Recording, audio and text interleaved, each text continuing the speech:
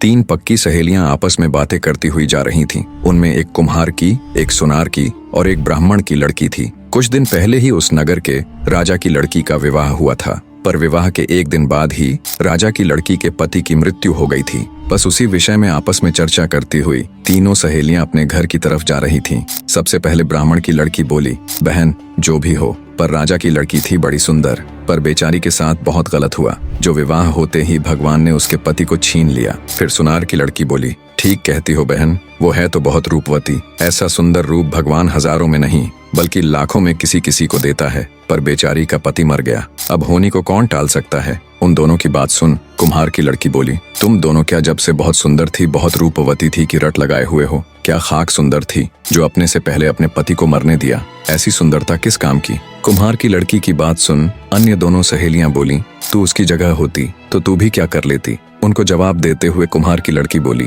अगर मैं राजा की लड़की की जगह होती तो अपने जीते जी अपने पति को कतई मरने न देती, चाहे उसके लिए मुझे कुछ भी करना पड़ता। पीछे चल रहे सिपाहियों ने उन तीनों सहेलियों की आपस की सारी बातें सुन ली। सारी बातें सुन सिपाहियों के मन में तुरंत राजा के हुक्म वाली बात कौंधी कि जाओ जाकर ऐसी कन्या ढूंढो जो अपने से पहले अपने पति को ना मरने दे। सिपाहियों ने तुरंत उन लड़कियों को रोककर उनसे उनका नाम पता सब ले लिया और राजमहल आकर सभी बातें विस्तार पूर्वक ज्यों की त्यों राजा को बता दी। सिपाहियों की बात सुन राजा के मन में उम्मीद की एक किरण उभरी। उसने तुरंत अपने साथ अपने मंत्री व अन्य कुछ राजसभा के विद्वान सदस्यों को लिया और निकल पड़ा सिपाहियों के बताए गए गांव की ओर। कुछ घंटों का रास्ता तय कर राजा अपने आदमियों के साथ कुम्हार के घर पहुंच गया। राजा के साथ मौजूद मंत्री ने लड़की के पिता यानी कुम्हार को राजा का पूरा परिचय दिया और उसकी लड़की से राजा के लड़के के विवाह की बात सामने रखी। बेटी के लिए रिश्ता और वो भी राजा के लड़के का। ये बात सुन कुम्हार सन्न रह गया। उसको ऐसे देख मंत्री बोला, क्यों भाई कहाँ खो गए?